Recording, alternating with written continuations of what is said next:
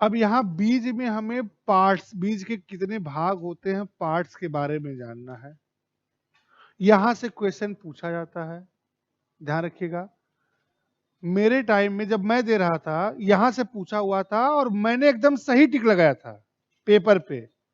Coincidentally मेरे senior भी मेरे बगल में बैठे हुए थे। टाइम बच गया तो मैच रंगने से पहले क्या कर लें, मैच कर लें, और उन्होंने मेरा गलत करवा दिया और डांट के कि मुझसे ज्यादा जानते हो, और क्या है, चलो अच्छा आप ही वाला लगा लेते हैं फिर। तो ये ध्यान रखिए, एक कहानी मैंने इसलिए बताई कि एग्जाम में अगर आपका कोई बहुत हितैषी बन रहा है तो ये समझ लो कि वो आपको कंपटीटर समझ रहा है। वो जानबूझ के 1 2 4 आपका गलती करवाने की कोशिश करेगा। रिजल्ट आया, कोइंसिडेंटली उनका नहीं हुआ, प्रीलिम्स मेरा हो गया था। ठीक। तो एक बात और है कि जब दूसरा आपका कोई दूसरा अहित चाहेगा तो ऊपर वाला अगर पढ़ के गए हो तो एक गलत करवाओगे ना, तो उसी समय क्या हो गया, समझ में कंफ्यूजन आ गया, तो बाकी के लिए आप पहले से मेंटली प्रिपेयर हो जाओगे। तो कहने का मतलब यह है कि एग्जाम में कोई कितना भी अपना हो, अपने ऊपर भरोसा करना सीखिए कि हम पढ़ के आए तो ये सही है, तो दूसरे के कहने पे नहीं बदलेंगे और दूसरे से पूछेंगे भी नहीं। ठीक है। तो कहने का मतलब यहां से यूपीएससी भी पूछा हुआ है, थोड़ा देर मेंटली प्रेजेंट रहेंगे, मैं आपको फील करवाते हुए बताऊंगा। ठीक है। फिर एग्जाम में क्या पूछा गया तो क्वेश्चन भी बताऊंगा, फिर मैंने क्या आंसर किया था और उन्होंने क्या करवाया था ये भी बताएंगे। ठीक है। तो जो स्ट्रक्चर्स मैं बताने जा रहा हूं हर बीज में होता है। कुछ बीज में कुछ पार्ट क्लियर दिखते हैं और कुछ नहीं दिखते हैं। ठीक। तो मैं उस बीज का एग्जाम्पल लेने की कोशिश कर रहा हूं कि जिससे आप रूबरू हो और उसमें सारे पार्ट्स आपको दिख भी जाए। ठीक है। तो मैं एग्जाम्पल ले रहा हूं, आप अपने दिमाग में इमेजिन करिए चना। देखे भी होंगे, उसको कच्चा भी देखे होंगे, उसको भिगो के फुलाए भी होंगे, फिर भून के भी खाए होंगे, फिर भिगो के भी भूने होंगे, यानी हर तरह से आप उससे परिचित हैं। कुछ नहीं है तो उसको वैसे ही नाखून से कुरेदे भी होंगे कभी कभी बैठ के, वो भी यहां चाहिए। अब समझिएगा, पहला पार्ट होता है इसका, पार्ट्स ऑफ सीड लिख रहा है, याद लिखिएगा, following structures are present in seed, बीज में निम्नलिखित संरचनाएं पाई जाती हैं। पार्ट्स ऑफ सीड नहीं लिखना था, या पार्ट्स ऑफ सीड लिख दिए तो बस अब उसके नीचे 1 2 3 करिए। और जो पार्ट्स ऑफ सीड हेडिंग नहीं डाले उनके लिए मैंने बताया है कि बीज हेडिंग डाले हो ना, तो उसमें लिखिए following structures are present in seed, बीज में निम्नलिखित संरचनाएं पाई जाती हैं। पहला लिखिए, हेडिंग डालिए,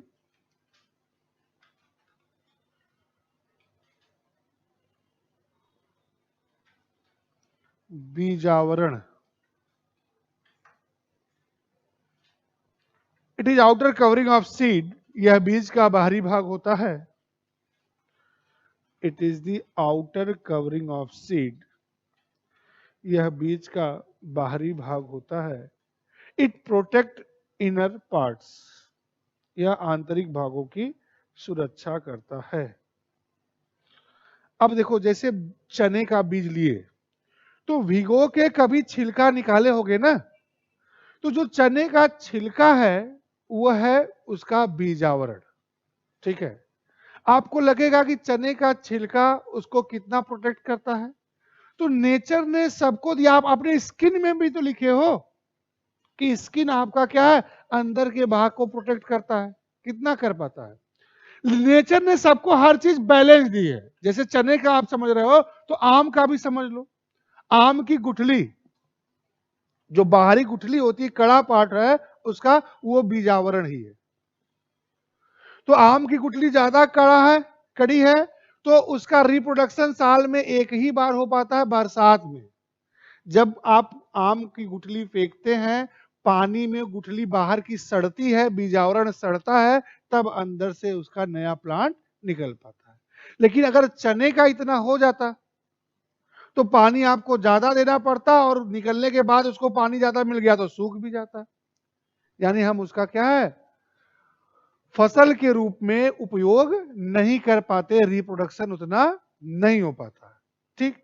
अब जैसे चलो अब समझ आ रहे हैं, चने से आप इमेजिन करिए, तो चने का छिलका निकाले हैं कभी ऐसे बैठ के, निकाले हैं ना, तो आपने फील किया होगा कि मान लीजिए सपोज दैट ये छिलका है, तो इसका बाहरी भाग जो होता है ये डार्क होता है और अंदर का भाग जो होता है वो क्या होता है, लाइट होता है। तो किसी के बीज के बाहरी भाग, सॉरी बीजावरण के, सीड कोट के बाहरी डार्क भाग को कहते हैं ये है टेस्टा, और अंदर का जो लाइट वाला पोर्शन है वो होता है टेगमेंट। ठीक, तो इसी को लिख लो, कभी पूछ लिया जाए तो बीजावरण के बाहरी परत को, outer layer of seed coat is known as testa and inner layer of seed coat is known as tegmen. बीजावरण के बाहरी भाग को टेस्टा और आंतरिक भाग को टेगमेंट कहते हैं। सब में, मैंने क्या कहा कि होता सब में है, लेकिन हम वो एग्जाम्पल लेके फील करने की कोशिश कर रहे हैं कि जिसमें हम फील कर पाए तभी तो जानेंगे। होता तो आम की गुठली का भी है, लेकिन आम की गुठली का देख नहीं पाते हम लोग, तो जिसका देखेंगे, जैसे आप मटर भिगो के देख लो, सेम प्रोसेस होगा। तो होता सारे बीज में है। ठीक, दूसरा पार्ट बीज का, माइक्रोपाइल। माइक्रोपाइल हिंदी में कहते हैं बीजांड द्वार।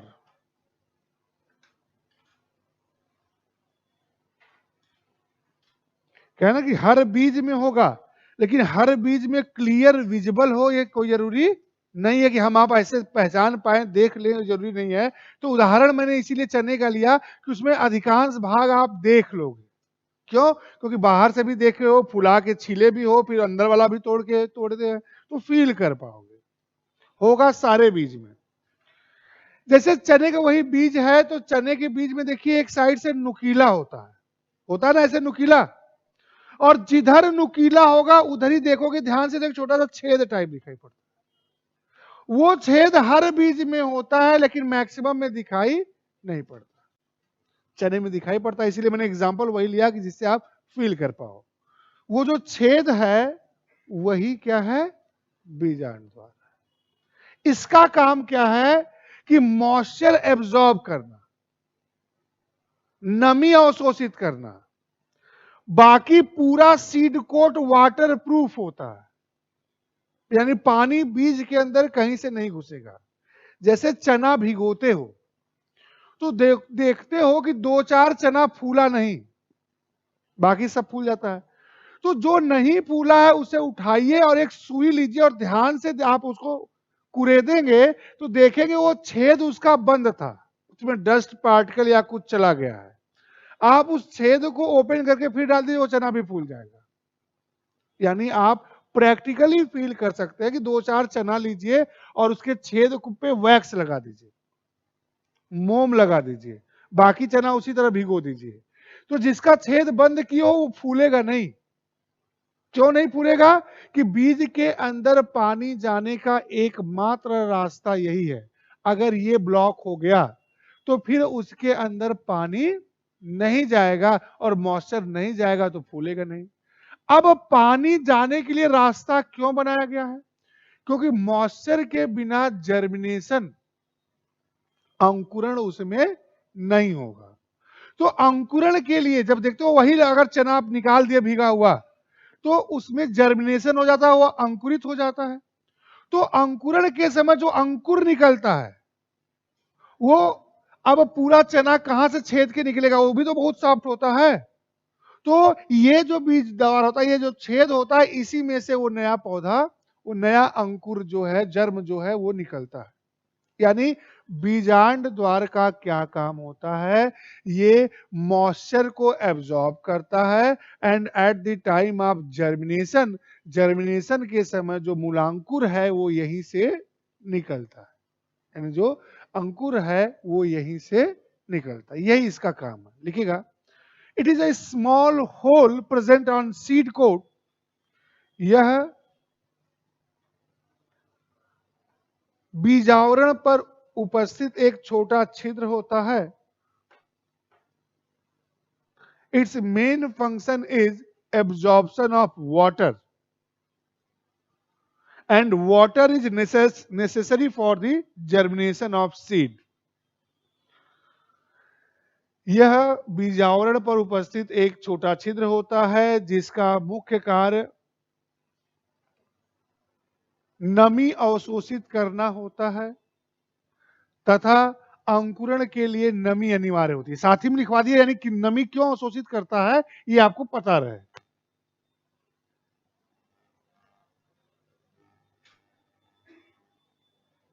And at the time of germination radicle grew with this hole. Radicle REDICLE radicle grew with this hole. क्या होता है अभी बता रहे हैं, लिख लो। तथा अंकुरण के समय मूलांकुर इसी छेद से बाहर निकलता है। एक छेद होता है जो नमी अवशोषित करता है, नमी अंकुरण के लिए आवश्यक होती है तथा अंकुरण के समय मूलांकुर इसी छेद से निकलता है। इतनी बातें आपने लिखी है, लिख लिया। ये हो गया माइक्रोपाइल का काम। तीसरा लिखिए,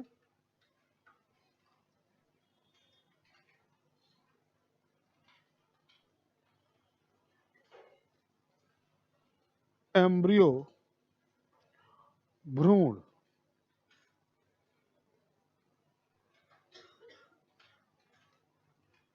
देखिएगा, it is the undeveloped plant within seed. या ऐसे लिखिएगा, it is also known as undeveloped plant within seed. इसे बीज के अंदर अविकसित पौधे के नाम से भी जाना जाता है। It is also known as undeveloped plant within seed. यह बीज के अंदर अविकसित पौधे के नाम से भी जाना जाता है, या इसे बीज के अंदर अविकसित पौधा भी कहते हैं। Two types of structure present in embryo. भ्रूण में दो प्रकार की संरचनाएं पाई जाती हैं।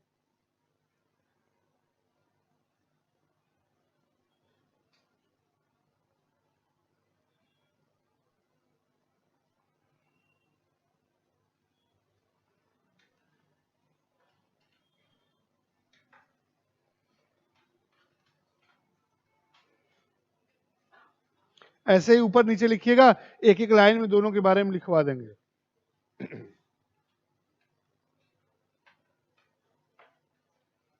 रेडिकल लिखिएगा, roots developed by this part.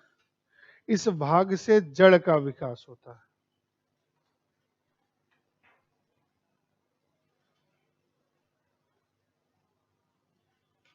Plumule, प्रांकुर, इस भाग से स्टेम्स। रूट की जगह यहां लिखे स्टेम, बाकी सब वही है। इस भाग से तने का विकास होता है।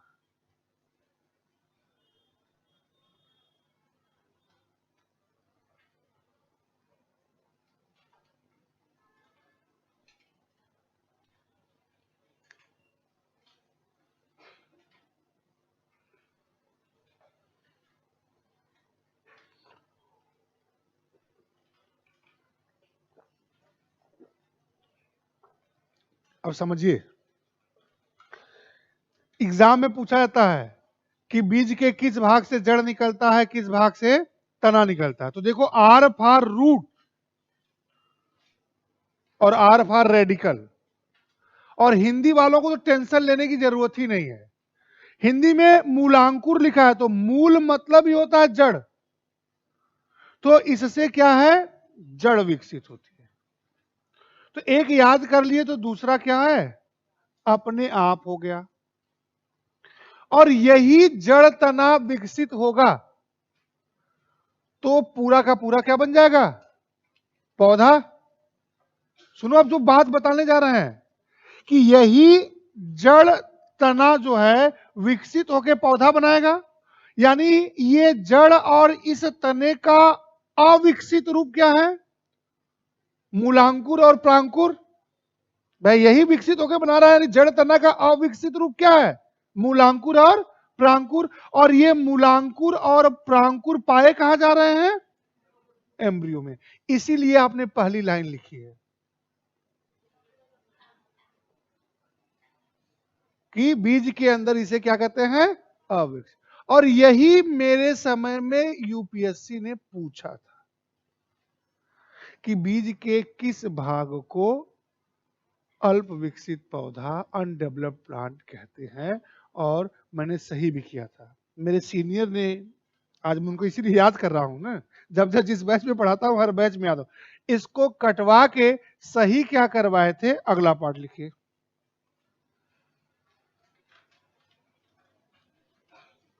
एंडोस्पर्म।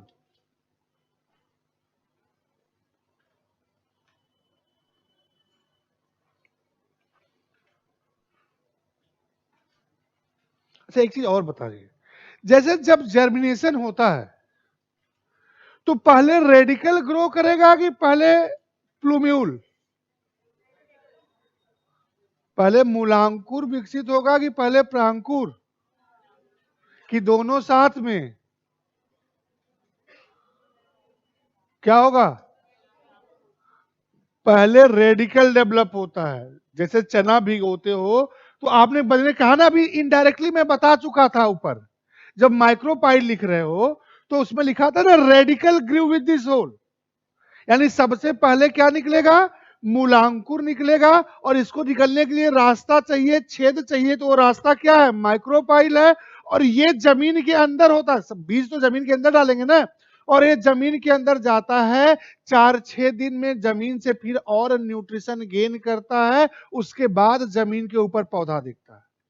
इसीलिए जब खेत में बीज डालते हो तो देखते हो उसको उगने में 8 से 10 दिन लगते हैं, तुरंत नहीं होगा। क्यों? क्योंकि आपने बीज डाला तो उसमें, अब घर में तो चना जो है भिगो के पानी में रख दिए ना, खेत में तो उतना पानी नहीं है कि एक ही दिन में वो पूरा हो जाए। तो खेत से क्या करता है, धीरे धीरे 1-2 दिन में नमी लेता है, फिर 1-2-3 दिन में उसमें क्या होता है? जर्मिनेशन होता है, रेडिकल निकलता है, फिर रेडिकल नीचे से और न्यूट्रिशन गेन करता है, उसके बाद फिर प्लूम्यूल क्या है? बाहर निकलता है। इसीलिए आप देखे होंगे कोई बीज जमीन में डाल दीजिए, कोई सा भी बीज, तो 1 हफ्ता लगभग लगता है उसमें से निकलने में, या कोई तेज होता है तो 4-5 दिन। ऐसा नहीं होता कोई बीज की आज अंदर जमीन में दबाए और कल उसमें से निकल जाए। तो क्यों नहीं निकलता, ये बात क्लियर हुई? कि कभी भी पूछ ले कि इन दोनों में पहले कौन सा डेवलप होगा, विकसित होगा, तो पहले कौन सा विकसित होगा? जड़ विकसित होगी, मूलांकुर डेवलप होगा, और मूलांकुर ही क्या करेगा? फिर अर्थ से न्यूट्रिशन गेन करेगा। इसीलिए देखते हो गमले उमले में कोई बीज लगाया जाता है तो फर्टिलाइजर पहले मिक्स कर दिया जाता है कि उसको मेहनत ना करना पड़े, उसको न्यूट्रिशन चाहिए तो उसे तुरंत मिल जाए, फिर उसकी रूट्स डेवलप होंगी तो गहराई तक जाएंगी तो अपना क्या करेंगी? न्यूट्रिशन तो लेते रहेंगी। तो इसीलिए शुरुआत में हल्के से क्या किया जाता है, खेत में या कहीं भी क्या है, जुताई के समय कुछ फर्टिलाइजर डाल दिया जाता है, या बुआई के समय कुछ फर्टिलाइजर डाल दिया जाता है। खेती से थोड़ा बहुत वास्ता है, नाते रिश्तेदारी है कि दूर दूर तक कोई संबंध नहीं है? थोड़ा बहुत है। तो खेत में भले से नहीं गए होंगे, लेकिन घर में सुनते होंगे ना, गेहूं बोना है, इतना डाई चाहिए, इतना यूरिया चाहिए, इस टाइप से सुना होगा।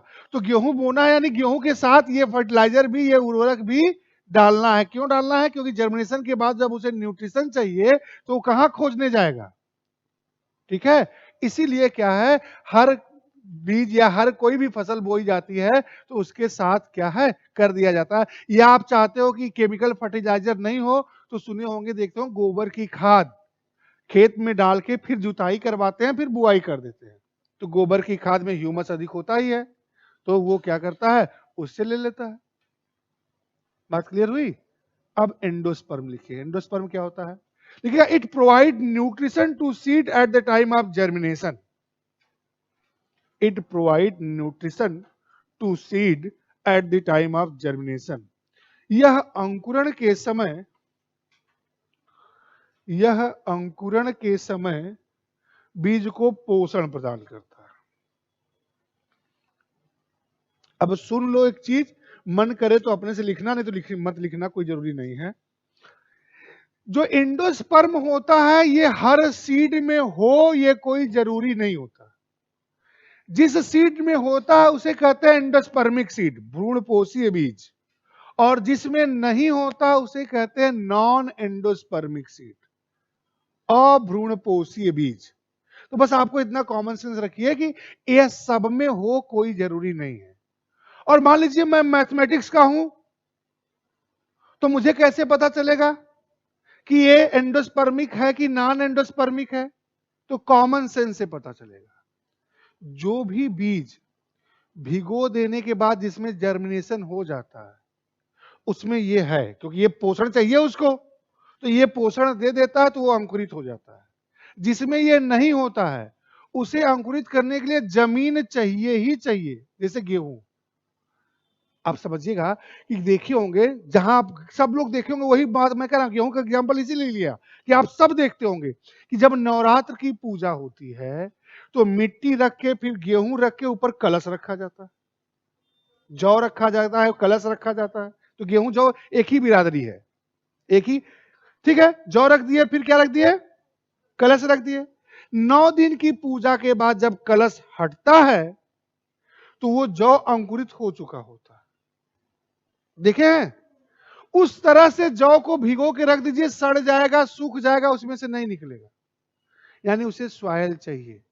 सॉइल काम क्या करती है? उसे न्यूट्रिशन देती है। यानी जो बीज भिगो देने के बाद या नमी पाने के बाद अपने से उसमें अंकुर निकल जाए वो क्या होते हैं? एंडोस्पर्मिक है। यानी उनको पोषण उसका क्या कर रहा है? एंडोस्पर्म दे रहा है।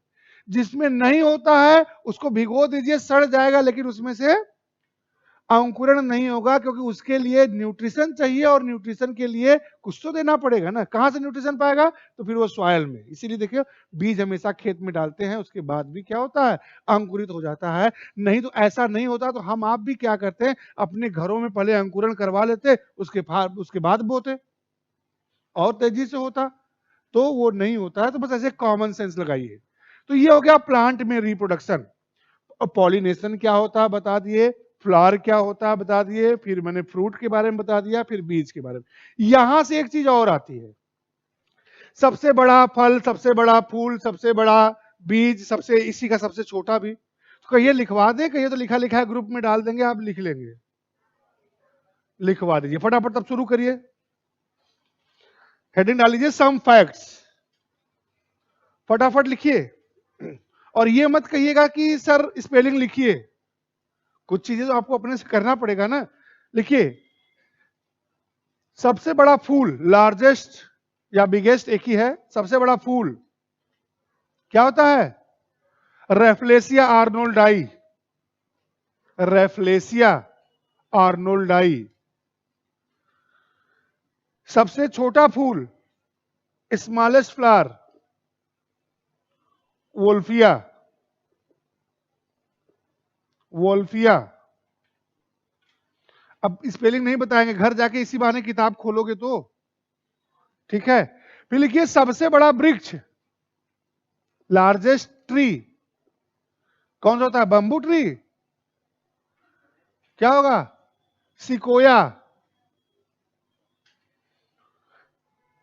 अब सबसे छोटा इसमें नहीं लिखना है, छोटा लिखोगे तो वही फंगस वगैरह आ जाएगा, ब्लू ग्रीन एल्गी वगैरह आ जाएगा, ठीक है। फिर लिखिएगा सबसे बड़ा बीज, लार्जेस्ट सीड, सबसे बड़ा बीज, लार्जेस्ट सीड, लोडोसिया, लोडोसिया। ल पे ओ की मात्रा लो, ऐसे बोले, ठीक है। फिर लिखिए सबसे छोटा बीज, सबसे छोटा बीज, ऑर्किड, ऑर्किड।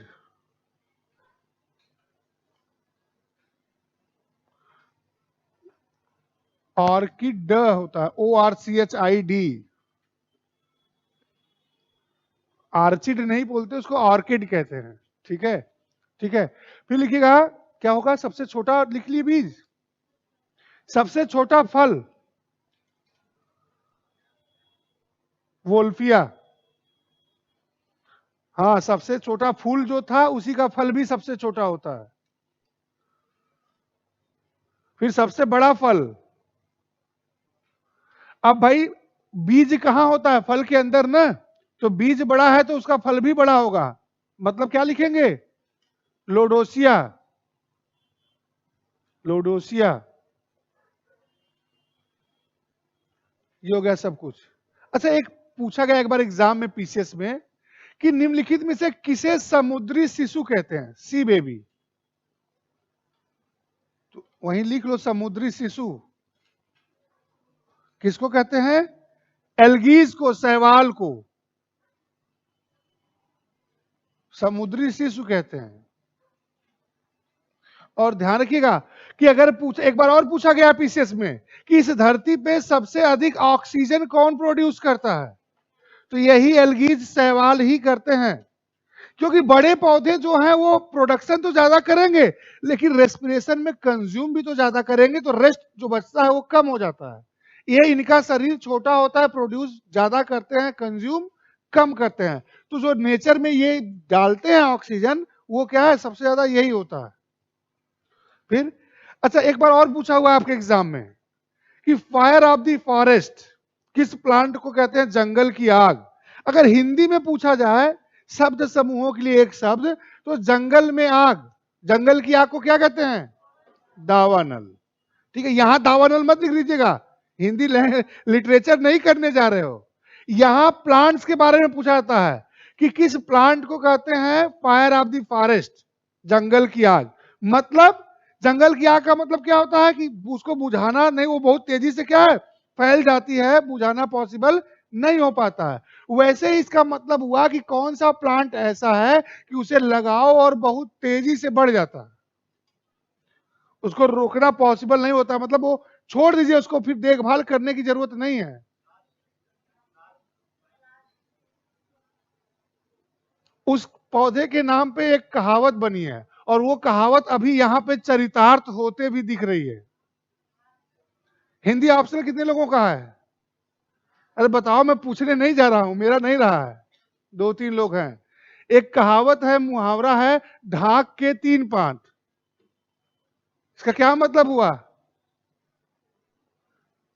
हिंदी वाले बताओ भाई, ढाक के 3 पांत, सारी मेहनत व्यर्थ हो जाना।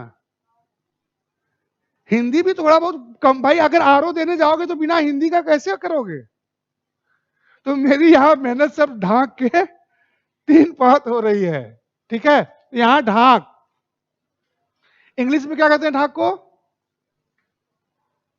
और ये भी पत्ता खोजा जाता है नवरात्र में ही पूजा के लिए। ढाक लिख लो, फिर इंग्लिश मीडियम वाले थोड़ा सा मेहनत कर लेना, एहसान कर देना मेरे ऊपर, खोज लेना इसको इंग्लिश में कहते क्या है। ठीक, तो ये हो गया प्लांट्स के बारे में। अब हम लिखेंगे, हेडिंग डालिए, sexual reproduction in human being, मानव में लैंगिक जनन। Sexual reproduction in human being, मानव में लैंगिक जनन।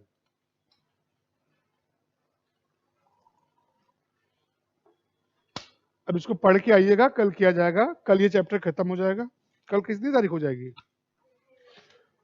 28, फिर 29, 30, 31। इस साल में बायोलॉजी खत्म कर देंगे, अगले साल से फिजिक्स केमिस्ट्री शुरू करेंगे। ठीक, चलिए, खत्म करने का मतलब ये नहीं कि पूरा बायोलॉजी खत्म हो जाएगा, वो सेक्शन में टच कर लिया जहां से क्वेश्चंस पूछे जाते हैं। ठीक है।